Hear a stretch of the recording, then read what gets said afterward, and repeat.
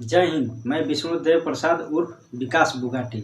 बीते कुछ दिनों से भारत के 5 राज्यों में विधानसभा का चुनाव चल रहा था, जिसमें 3 राज्यों में राजस्थान, मध्य प्रदेश और छत्तीसगढ़ में बीजेपी जीत गई और उसकी सरकार बनने वाली है।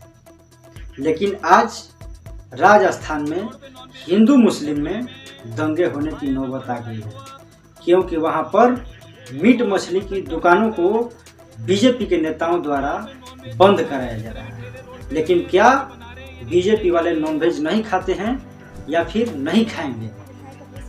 केंद्र सरकार रोजगार का वादा करके रोजगार नहीं देती है, तो आखिर क्या और कैसे खाएंगे देश के लोग? कैसे घर परिवार का परवरिश करेंगे देश के लोग? आज मैं कुछ याद दिलाना चाहता हूं दोस्तों। हमारे देश के लोग इतना भुलक्कड़ हैं और स्वार्थी हैं कि अब क्या ही कहें। अभी जहां जहां चुनाव था, वहां के लोगों को अगर बीते कुछ दिनों पहले की बात याद होती तो शायद ये लोग बीजेपी को वोट नहीं दिए होते। अगर इन लोगों को कुछ बीती बात याद होती तो ये लोग मणिपुर को जरूर याद करते।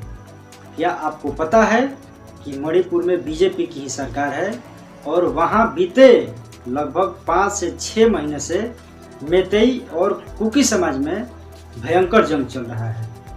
मणिपुर का मुख्यमंत्री एन बीरेन सिंह उस जंग को कंट्रोल नहीं कर पा रहे हैं और न ही इस्तीफा दे रहे हैं। आज अगर भारत में सबसे ज्यादा गंदा माहौल कहीं का है तो वो मणिपुर ही है, जहां पर सैकड़ों धार्मिक स्थल वाला मंदिर मस्जिद जला दिया गया और सैकड़ों लोगों की हत्या कर दी गई। वहां पर हमारे सैनिकों की हत्या कर दी गई। हमारे देश की जनता इतनी स्वार्थी है कि ये केवल अपने बारे में सोचती है। किसी ने नहीं सोचा कि मणिपुर में हिंसा हुआ है, वहां की जनता घर छोड़कर रोड पर रहने को मजबूर है। एक दिन के बाद अगले दूसरे दिन का सूर्य देखने का लोग इंतजार कर रहे हैं। वो लोग और उनके बच्चे क्या खाते होंगे जो लोग दिन रात रोड पर बैठ के गुजार रहे हैं? वहां की गर्भवती महिलाएं कैसे अपने शरीर को सुरक्षित रखती होंगी? किसी ने सोचा क्या? किसी ने नहीं सोचा। वहां स्त्रियों को नग्न परेड करवाया गया, जहां स्त्रियों को देवी मानकर पूजा जाता है। सब ने यही सोचा होगा कि मणिपुर से हमको क्या मतलब है, मणिपुर कोई हमारा प्रदेश थोड़ी है। सब ने यही सोचा होगा कि हमारे यहाँ तो योगी, जेपी नड्डा, अमित शाह और नरेंद्र मोदी आए थे वोट मांगने। इस बार बहुत वादा पूरी करेगी बीजेपी सरकार। भक्ति में इस अंधी जनता को यह दिखाई नहीं देता है कि पूरे भारतवर्ष में 9 से 10 साल से बीजेपी का राज है। देश में इतनी महंगाई और बेरोजगारी है, जिसके कारण नहीं तो कोई चैन से खा पा रहा है और नहीं कोई पढ़ पा रहा है। क्या केंद्र सरकार अंधी है? मैं अंत में बस यही कहना चाहूँगा कि भारत देश इसी अंधभक्त में लवलीन होने के चलते गुलाम हुआ था। लोग सोच रहे थे कि अंग्रेज सब हमको थोड़े मार रहा है, वो तो उसको मार रहा है। फिर दूसरा व्यक्ति सोचता था कि वो हमको बचाने नहीं आया था, तो हम उसको बचाने क्यों जाएं? तो आप ये मत सोचिए कि मणिपुर में दंगा हो रहा है तो दूसरे राज्यों में नहीं होगा। राजस्थान में हिंदू मुस्लिम दंगे का ट्रेलर दिख गया है, सावधान रहें।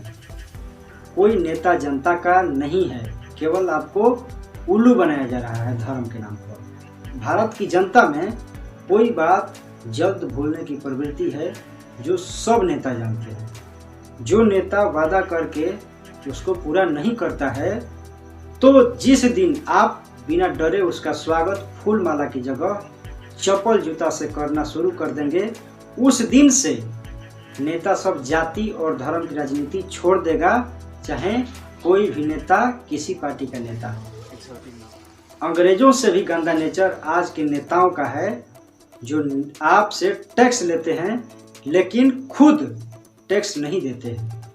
आपके बच्चों से धर्म के नाम पर दंगे करवाते हैं और उनके बच्चे विदेश में पढ़ते हैं। जिस समय नेताओं के मुंह से गरीबों का विकास के लिए आवाज उठने लगे तो समझ लेना चुनाव नज़दीक आ गया है। हमारे महान भारत देश में इतना घटिया किस्म के नेता हैं कि चुनाव से 6 महीना पहले गरीबों का ख्याल करना शुरू कर देते हैं और 4.5 साल अमीरों का ख्याल रखते हैं, जिसमें गैस सिलेंडर 200 रुपये सस्ता करके अमीरों का 5,000 करोड़ का लोन माफ कर देते हैं। मिलेंगे अगले खबर में, तब तक के लिए जय हिंदुस्तान, जय संविधान, वंदे मातरम।